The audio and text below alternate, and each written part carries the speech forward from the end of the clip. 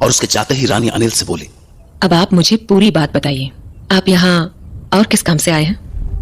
रानी साहब, वो मैं यहाँ फैक्ट्री देखने के साथ साथ किराए का मकान देखने भी आया हूँ। ओह, किराए का मकान खुद के लिए? जी नहीं, मेरी फैमिली के लिए। हम सब यहीं शिफ्ट होने वाले हैं। तो आप लोग इसी हवेली में क्यों नहीं आ जाते? मैं वैसे भी यहाँ कभी कभार ही आती हूँ। महेंद्र आप लोगों का अच्छे से ध्यान रखेगा। अरे नहीं रानी साहब, ये तो बहुत ही बड़ी हवेली है, मैं यहाँ रह के क्या करूँगा? क्यों, आपको मेरी हवेली पसंद नहीं आई? नहीं रानी साहब, ऐसा नहीं है, मैं बस कोई मामूली सा किराए का मकान ढूंढ रहा था। तो आप यहाँ रहकर किराया दे देना।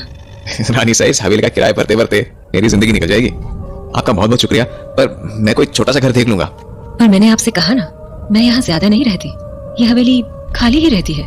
आप यहाँ आराम से कम किराए पर भी रुक सकते हैं। पर मैं तो 8-9 हजार के अंदर घर देखने वाला था। आप किराया 3-4 हजार भी देंगे तो भी कोई दिक्कत नहीं है। क्या सच में? हाँ बिल्कुल, आप बस जल्द से जल्द अपने परिवार को यहाँ ले आइए। वैसे कौन कौन है आपके परिवार में? जी मेरी वाइफ है, एक बेटी है और एक बहुत जल्द एक नन्हा मेहमान भी आने वाला है। बहुत अच्छे। तो आपकी पत्नी पेट से है? जी। क्या नाम है आपकी पत्नी का? बबीता। बबीता।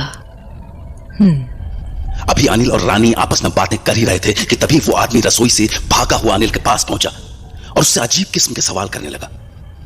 कब से प्रेग्नेंट है तुम्हारी पत्नी? जी। कितने महीने हो गए? 5 महीने। पत्नी को खाने में क्या पसंद है? हाँ? डिलीवरी कब है बच्चे की? ये आप बताओ मुझे। ये आप किस तरह की बात कर रहे हैं? माफ कीजिएगा, दरअसल महेंद्र इन बातों पर थोड़ा ज्यादा ही उत्सुक हो जाता है। क्यों, है ना महेंद्र? जी रानी साहब, माफ कीजिएगा। मुझे लगता है तुम्हें अपना ध्यान खाना बनाने पर देना चाहिए। जी रानी साहब। रानी के इतना कहते ही महेंद्र वापस रसोई में चला गया, मानो वो रसोई की ओर अपनी मर्जी से नहीं बल्कि डर की वजह से जा रहा हो। तो उसके जाते ही अनिल बोला, रानी साहब, ये महेंद्र जी इतने ज्यादा परेशान क्यों दिख रहे थे? वो दरअसल उसकी पत्नी के साथ गर्भ के 5वें महीने में कुछ अनहोनी हो गई थी, शायद इसलिए वो उस बात को भूल नहीं पाया है। क्या मैं जान सकता हूँ कि उनके साथ क्या हुआ था? नहीं, ये उसका व्यक्तिगत मामला है और वैसे भी मेहमानों को इतना सवाल करना शोभा नहीं देता, है ना? जी रानी साहब, माफ कीजिएगा।